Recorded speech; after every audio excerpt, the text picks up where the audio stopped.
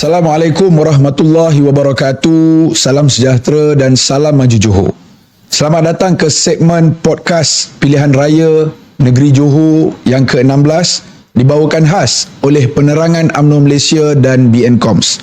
Sepanjang tempoh pilihan raya negeri ini kami akan membawakan pelbagai perbincangan bersama calon-calon Barisan Nasional dan juga pemimpin bagi kita membolehkan rakyat mengenali dengan lebih rapat, dengan lebih dekat, bukan sekadar siapa mereka, tetapi apakah idealisme, idea, prinsip dan tawaran yang ingin dibawakan untuk negeri Johor.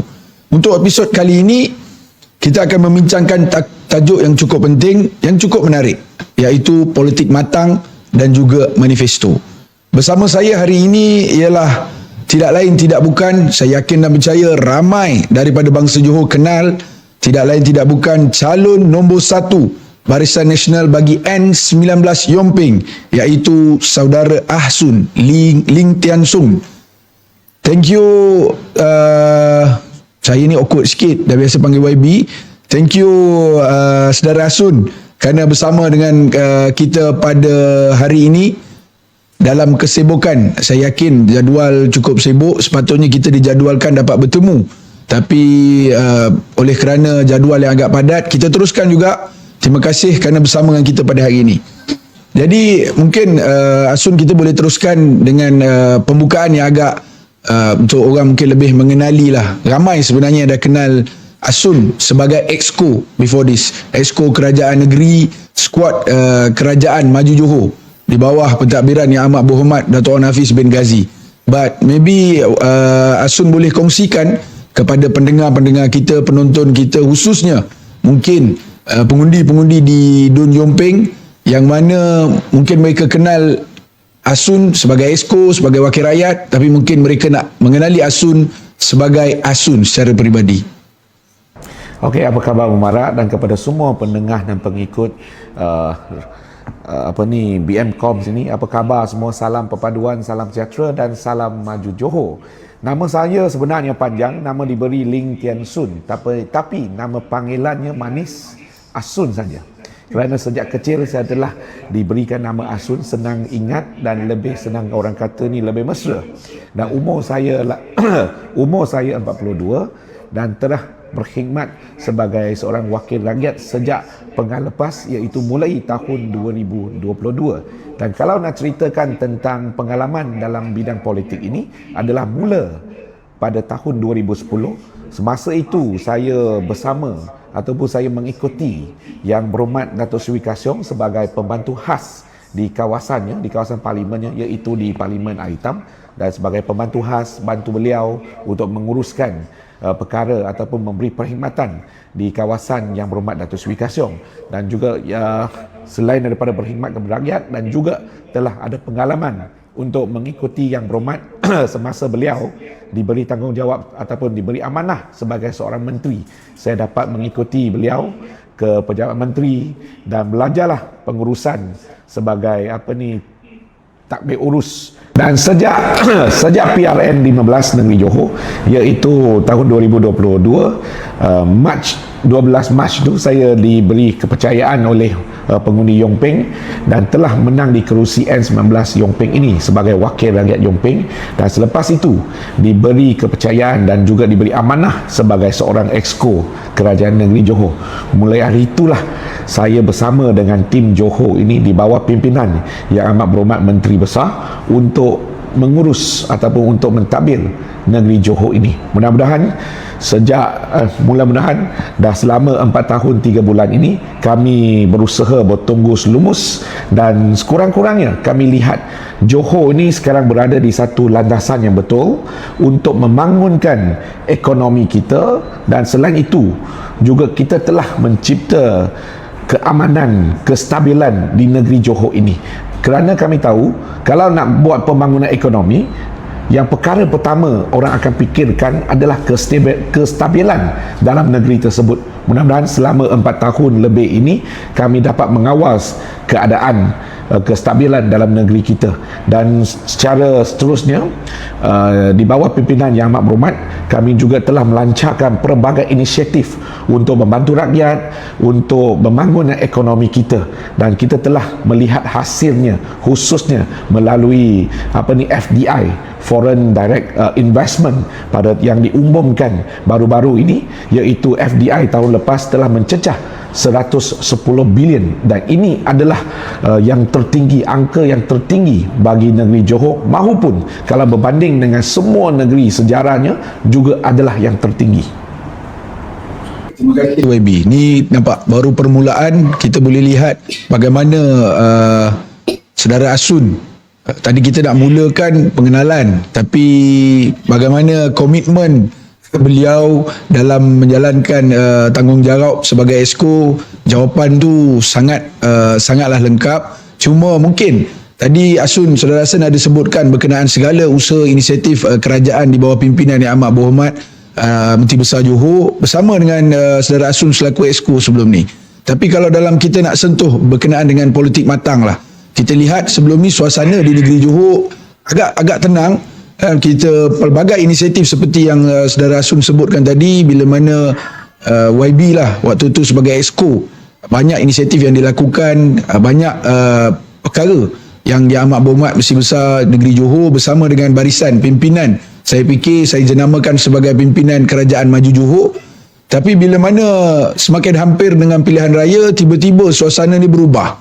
Dan bila kita cakap soal politik matang ni, dia rakyat nak tahu bila mana Pakatan Harapan ataupun mana pembangkang cuba ada usaha untuk mengungkit usaha kerajaan negeri, seolah-olah kerajaan negeri claim usaha-usaha yang dilakukan oleh kerajaan persekutuan, sedangkan perkara tu mungkin dilakukan oleh kerajaan negeri, dan banyak inisiatif yang kita cuba buat tapi ianya dipolitikkan. Apa komen saudara Asun? Yang sebelum itu saya ingin nak memaklumkan kepada semua dulu. Yang pertama, Kerajaan Negeri Johor ni dibentuk pada tahun 2022 bulan Mac, iaitu sebelum pembentukan Kerajaan Perpaduan ataupun sebelum PRU yang lepas. Setelah Kerajaan Negeri Johor dibentuk, barulah PRU yang dilakukan dan juga telah membentukkan Kerajaan Perpaduan. Walaupun begitu, tetapi Kerajaan Negeri Johor menggunakan kaedah untuk pendekatan whole government approach. Kalau apa-apa isu, kerajaan negeri akan mengambil tindakan yang proaktif. Kami sendiri akan memanjat ke Putrajaya, mengetuk pintu di Putrajaya untuk berbincang dengan pucuk pimpinan di kementerian maupun pentadbiran tertinggi untuk menyampaikan suara ataupun untuk menyampaikan impian bangsa Johor, apa yang bangsa Johor ingin dan kita akan cuba untuk membawa ke pucuk pimpinan yang tertinggi.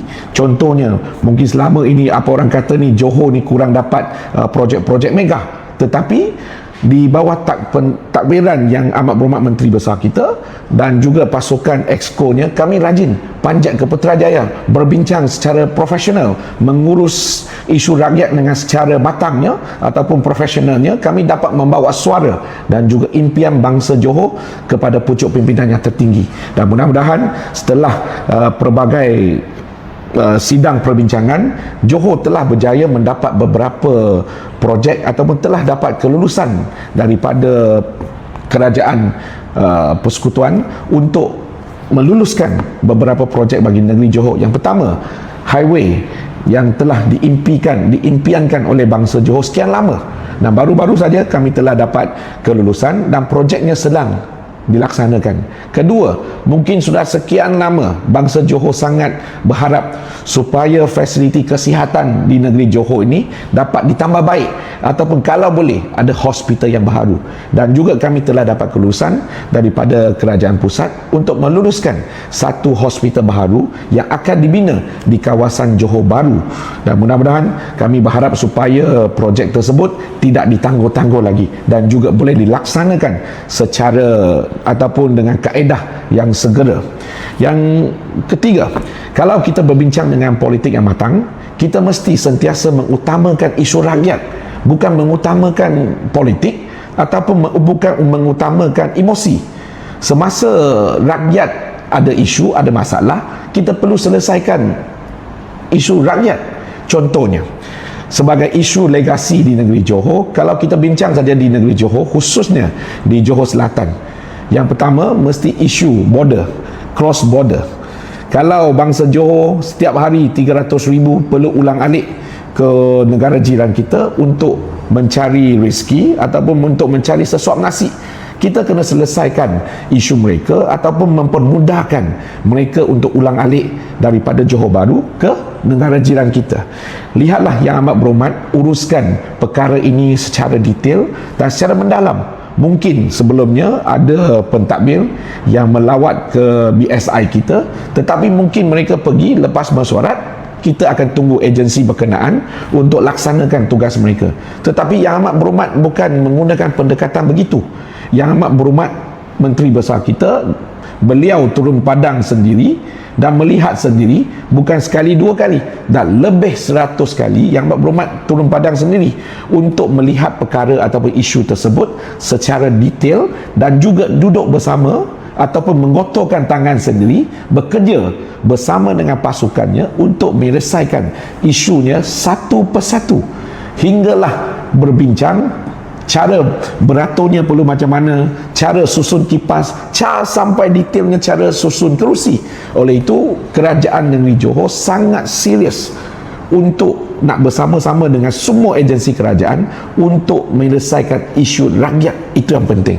Contoh yang kedua yang saya boleh gunakan, kalau kita bincang ataupun ceritakan tentang isu legasi bagi bangsa Johor, contohnya isu yang tunggu lama di fasiliti kesihatan kita, contohnya Hospital Sultanah Aminah. Mungkin sebelumnya ramai bangsa Johor mereka perlu menunggu lama di hospital untuk menerima rawatan, tetapi Yang Amat Berhormat mengambil pendekatan, walaupun hospital bukan di bawah bidang kuasa kerajaan negeri, tetapi Yang Amat Berhormat kata yang penting bangsa Johor kita berhadapan dengan masalah, kerajaan negeri ada tanggungjawabnya untuk bantu selesaikan. Oleh itu, saya telah diberi amanah oleh Yang Amat Berhormat untuk selesaikan isu yang menunggu lama di fasiliti kesihatan. Oleh itu, sejak hari itu, kerajaan negeri Johor menyediakan pelbagai inisiatif dan juga peruntukan. Mulai daripada saya pegang portfolio kesihatan ini daripada tahun 2022 hinggalah hari ini, telah mencecah 66 juta ringgit kerajaan negeri salurkan kepada bidang kesihatan untuk membantu menyelesaikan isu yang dihadapi oleh sistem kesihatan dalam negeri kita. Bukan semua negeri menyediakan peruntukan untuk bidang kesihatan bantu dalam negeri mereka, tetapi kerajaan negeri Johor mengambil pendekatan untuk membikuh tanggungjawab tersebut, menyelesaikan isu bangsa Johor yang dihadapi oleh bangsa Johor, dan kami menggunakan pendekatan whole government ataupun whole nation approach untuk menyelesaikan bersama-sama. Itu yang penting. Dan juga satu telalan yang baru, iaitu Yang Amat Berhormat menggunakan satu pendekatan baru, cara kerja yang baru bagi kerajaan negeri Johor, iaitu 3T1M.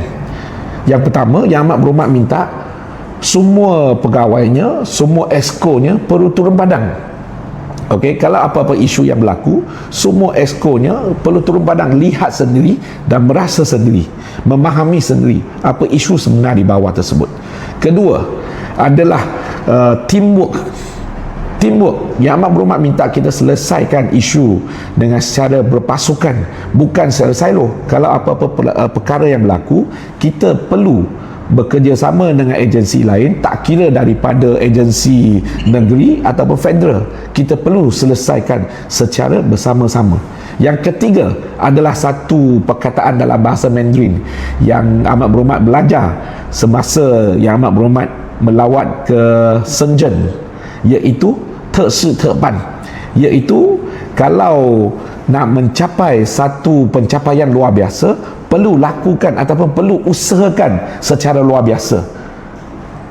Oleh itu, kerajaan negeri Johor mengambil pendekatan tersebut untuk memikir secara luar kotak, Mungkin sebelumnya orang tak pernah fikir kerajaan negeri Johor boleh bantu dalam sistem kesihatan, tetapi di negeri Johor ni kami berjaya laksanakan, salurkan peruntukan, mewujudkan sistem bagi negeri, bagi hospital kerajaan negeri Johor, bagi hospital di dalam negeri Johor, ataupun mewujudkan inisiatif ubat melalui pos secara percuma.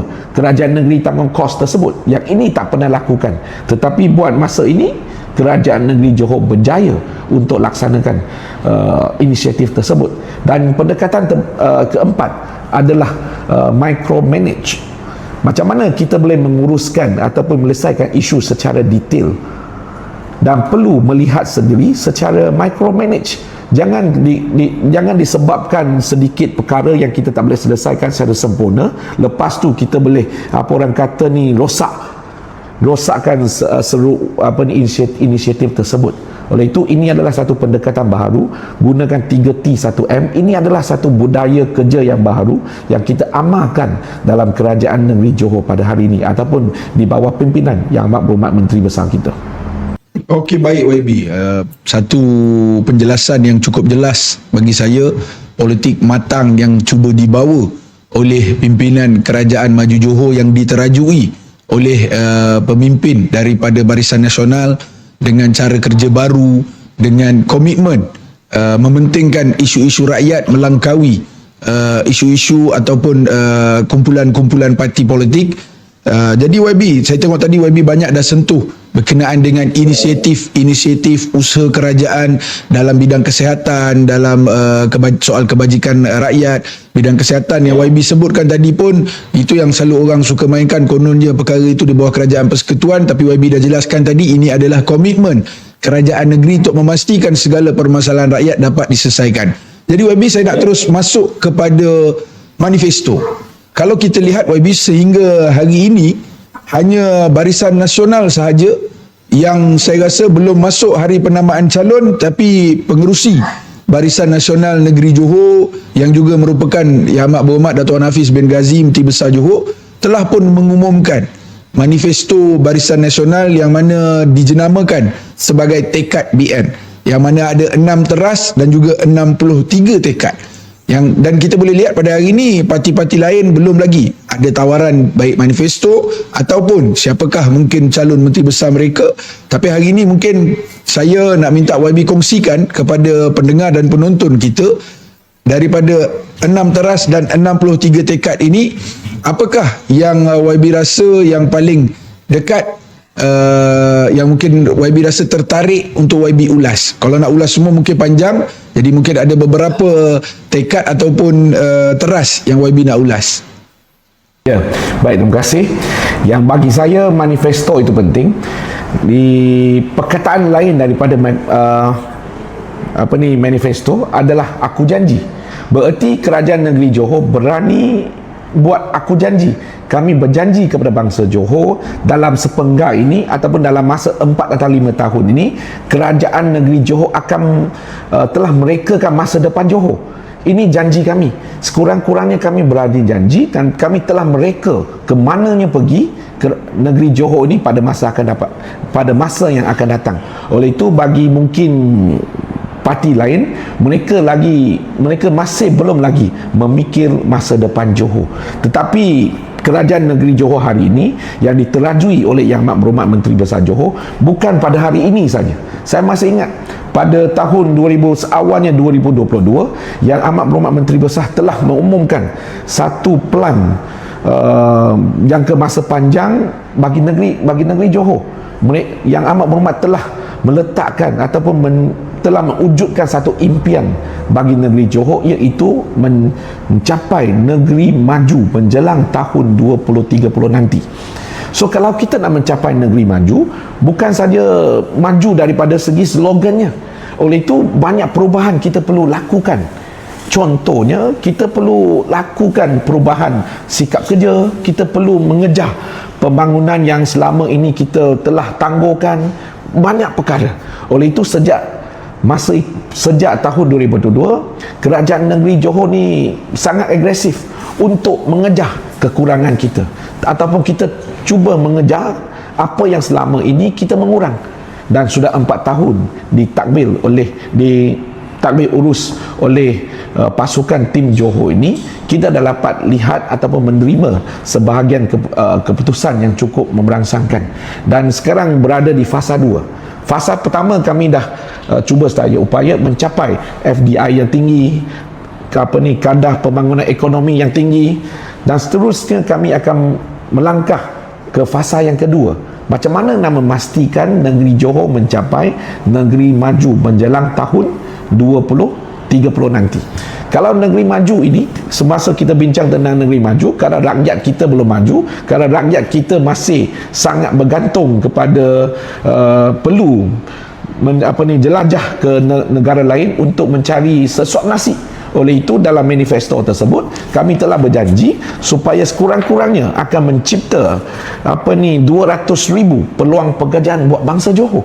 Dan bagi saya ini adalah sangat penting, khususnya kepada generasi baru ataupun generasi muda. Sekurang-kurangnya mungkin selepas itu generasi muda mereka boleh mencari rezeki di negeri kita sendiri, dan juga mereka boleh meneruskan hidupan harian mereka di negeri kita ataupun di negeri yang tersayang kita. Yang itu pertama. Kalau kita cerita tentang peluang pekerjaan untuk anak muda, kedua, yang biasa anak muda akan bangkitkan isu perumahan, dan kerajaan negeri Johor telah menjanji ataupun telah meletakkan sasaran untuk mencapai 100,000 rumah mampu milik menjelang tahun 2030 nanti. Dan sehingga saat ini dah hampir 30,000 rumah mampu milik yang telah dibina dan telah diserahkan. Mudah-mudahan masih ada 4 tahun lagi. Kami berjanji dalam masa 4 tahun ini akan membina 70,000 lagi rumah mampu milik Johor untuk memberi manfaat kepada bangsa Johor ataupun memberi peluang kepada bangsa Johor untuk memiliki sebuah rumah. Itu yang penting. Dan bagi saya ini dua perkara yang sangat penting bagi generasi muda bangsa Johor. Bukan begitu saja, dalam manifesto yang telah diumumkan oleh Yang Berhormat ada 6 tekad, ada 6 perkara yang penting. Contohnya macam mana kita nak mempermudahkan urusan dengan kerajaan, macam mana kita nak mempercepatkan proses segala urusan dengan kerajaan. Bagi saya ia cukup penting kerana ia akan mempermudahkan pelabur untuk melabur di negeri kita. Kalau mereka ni masuk, mereka menciptalah peluang pekerjaan dan juga akan membantu untuk pembangunan ekonomi negeri yang kita cinta kita ini. Baik YB, ada 2 tadi. Sebenarnya banyak macam YB sebutkan, tapi kalau YB nak ulas semua saya rasa akan sangat panjang. Tapi 2 perkara penting tadi yang mungkin saya boleh recap kepada pendengar kita, sudah tentu peluang pekerjaan yang mana kerajaan telah pun lakukan. Ini adalah kesinambungan daripada usaha kerajaan negeri, dan yang kedua berkenaan dengan perumahan. Cuma mungkin YB Saudara Asun, tengok saya dah biasa panggil YB. Saudara Asun sebelum ni dah diberi mandat, dan ini adalah kali kedua Saudara Asun diberikan peluang untuk dicalonkan sebagai calon daripada Barisan Nasional untuk Don Yompeng. Jadi mungkin YB Asun, Saudara Asun boleh kongsikan kepada pendengar dan juga penonton kita, mungkin apakah perkara-perkara yang Saudara Asun dapat selesaikan, masalah-masalah khususnya rakyat di Don Yompeng. Okey, terima kasih Mubarak kerana tanya tentang isu di Yompeng ini. Di Yompeng ini terletak di tengah-tengah negeri Johor. Kalau kita lihat petanya, betul-betul ia memang berada di tengah Johor, ataupun ia sebagai satu destinasi yang kalau kita nak pergi tempat-tempat lain perlu melalui Johor, Yompeng ini. Ataupun di Yompeng ini, di tengah-tengah pekan ada satu jalan utama yang telah diletakkan nombor FT001. FT001 ni maksud apa? Jalan yang paling utama di negara kita. Dan kalau sebelumnya, saya masih ingat sebelum tahun 2022, jalan ini diberi gelaran sebagai Jalan Koyok kerana banyak tampalan. Dan sejak tahun 2022 saya telah dipilih sebagai wakil rakyat di sini, dan menggunakan masa 3 tahun saya sangat berterima kasih kepada kerajaan kerana telah memperuntukkan lebih daripada 23 juta ringgit untuk menaik taraf jalan ini. Tetapi ia telah sempurna ke tidak, bagi saya belum lagi. Okey, dulu kita dah selesaikan jalan tanpa koyok, sekarang kita macam mana nak bincangkan untuk menukar wajah di Pekan Yompeng ini. So sebelumnya saya telah selesaikan isu jalan, dan pada penggal yang akan datang saya akan fokus macam mana kita nak menukar wajah FT001 ini dan juga menukar wajah bagi Pekan Yompeng ini. Sebelumnya Pekan Yompeng ni dalam keadaan yang mungkin kurang terang. Mungkin ada orang bawa kereta, dia pass by saja pekan ini, juga mungkin tak perasan dia sudah sampai Yompeng. Tetapi buat masa kini, Yompeng ni pekannya telah terang menerang dan juga telah banyak mercu tanda yang menandakan anda berada di kawasan Yompeng ini. Mungkin pada masa yang akan datang, penggal akan datang, saya akan cuba sedaya upaya untuk meletakkan Yompeng ini dalam peta pelancongan supaya semua orang datang ke sini akan singgah di Yompeng dan akan mencari apa yang menarik di Yompeng ini. So bukan begitu saja, di Yompeng juga kalau kita bincangkan, sebelumnya Yompeng ini sangat kurang peluang pekerjaan, tetapi dalam masa 4 tahun ni telah banyak kedai-kedai baru, telah banyak SME yang baru untuk mencebubi dalam ataupun telah memasuki ke dalam Yompeng ini. So pada penggal yang akan datang, saya telah berbincang dengan Esko Pelaburan supaya bantu Yompeng untuk mencari sebahagian pelaburan untuk masuk ke dalam kawasan Yompeng dan membina kilang mereka ataupun mengadakan syarikat mereka, pejabat mereka di kawasan Yompeng ini. Mudah-mudahan saya berharap supaya sekurang-kurangnya kita dapat mencipta 1,500 peluang pekerjaan yang baru pada penggal yang akan datang bagi wakil Yompeng ini. Okey, baik. Terima kasih Saudara Asun. Saya fikir banyak perkara-perkara utama yang dapat diselesaikan di kawasan Dun. Cuma mungkin Yompeng ni adalah sebagai satu kawasan yang mempunyai masyarakat yang berbilang kaum. So pada Asun, bagaimana apakah kekuatan sebenar bangsa Johor? Bangsa Johor khususnya lah, kalau kita lihat demografi di kawasan Dun Yompeng itu sendiri, bagaimanakah penerimaan masyarakat dan juga rakyat ataupun bangsa Johor di kawasan YB Asun sendiri? Baik, terima kasih. Bangsa Johor ini adalah, bagi saya, ia bukan satu slogan. Ia adalah satu ideologi yang cukup baik supaya kita sama-sama menerima kami ni semua bangsa Johor. Kalau kita beli geraran sendiri sebagai bangsa Johor, bererti apa?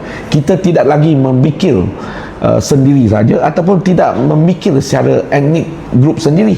Kita memikir tentang perkara apa yang baik buat negeri ini. Kalau negeri Johor ini bagus, bererti semua bangsa akan menikmati apa kebaikan daripada pembangunan negeri kita. Bagi saya, warna kulit ataupun kepercayaan dah tidak boleh mengasingkan kita. Kita bangsa Johor ni, senang kata, boleh menyatukan ataupun kita boleh bersama dengan semua. Yang penting kita IC-nya 01, kita akan memberi gelaran sebagai bangsa Johor. Kalau kita bangsa Johor, kita perlu bangga tentang sebagai seorang bangsa Johor. Identiti bangsa Johor itu yang penting. Kebersamaan itu yang penting. YB, bangsa Johor ada cara tersendiri. Cuma yang terakhir YB, sebelum kita nak closing, sekiranya YB ini adalah peluang terakhir Saudara Asun untuk menyampaikan mesej kepada rakyat. Saudara Asun ada seminit. Apakah harapan Saudara Asun kepada seluruh warga, rakyat, masyarakat bangsa Johor, khususnya di Dun Yompeng, amnya rakyat negeri Johor, bangsa Johor secara keseluruhannya? Apa yang mungkin Saudara Asun nak sampaikan harapan untuk pilihan raya kali ini? Bagi saya, ini adalah PRN yang terpenting bagi bangsa Johor, supaya kita memilih masa depan Johor. Yang Barisan Nasional ini diterajui oleh Yang Amat Berhormat Menteri Besar, telah mereka masa depan Johor, ada satu plan yang sangat jelas ke mana perginya kita pada masa akan datang. Oleh itu kami telah menyerahkan mandat ini, kami telah menyerahkan kuasa ini kepada rakyat bangsa Johor untuk memilih. Kami berharap supaya mandat ini boleh diberi oleh bangsa Johor kepada Barisan Nasional untuk meneruskan perjuangan bangsa Johor ini, iaitu membangunkan negeri Johor mencapai matlamat, iaitu mencapai matlamat negeri maju menjelang tahun 2030 nanti. Dan juga bagi warga Yongping, saya telah berkhidmat di sini tidak kurang daripada 16 tahun dan saya telah orang kata ni membangun, membesar di sini bersama dengan warga Yongping. Dugaan ke apa semua telah menerusi atau melalui di kawasan Yongping ini. Oleh itu saya sangat berharap supaya warga Yongping memberi saya peluang sepenggal lagi untuk bersama-sama berkhidmat untuk kawasan sini dan juga membawa suara warga Yongping ini ke dalam Dewan Undangan Negeri Johor ini supaya sama-sama kita bangunkan negeri Johor ini. Dan semasa kita nak bangunkan negeri Johor ini, suara daripada Yongping itu juga penting. Dan saya berjanji kepada warga Yongping, Asun akan bertunggus lumus, Asun akan bekerja lebih keras, lebih rajin lagi untuk bersama-sama dengan anda, khususnya warga Yongping. Okey, terima kasih kepada saudara Asun atas perkongsian yang cukup menarik bagi saya pada hari ini. Yang penting politik bukan sekadar siapa yang paling kuat bercakap, siapa yang pandai berjanji, tetapi siapa yang mempunyai idea, rancangan dan kesungguhan untuk membawa Johor terus maju. Kepada semua yang menonton, semoga podcast ini membantu anda untuk mengenali calon-calon yang kita tampilkan dengan lebih dekat, dapat mendengar pencerahan dan penjelasan daripada pemimpin ataupun panel yang kita bawakan kepada anda. Sekali lagi saya ucapkan terima kasih kepada saudara Asun atas kesudian meluangkan masa bersama kita pada hari ini. Sekali lagi, segmen podcast khas Pilihan Raya Umum Negeri Johor kali ke-16 yang dibawakan oleh Penerangan UMNO Malaysia dan juga Biancoms. Sehingga kita berjumpa lagi, kestabilan dikekalkan demi kemajuan diteruskan. Sekian, terima kasih.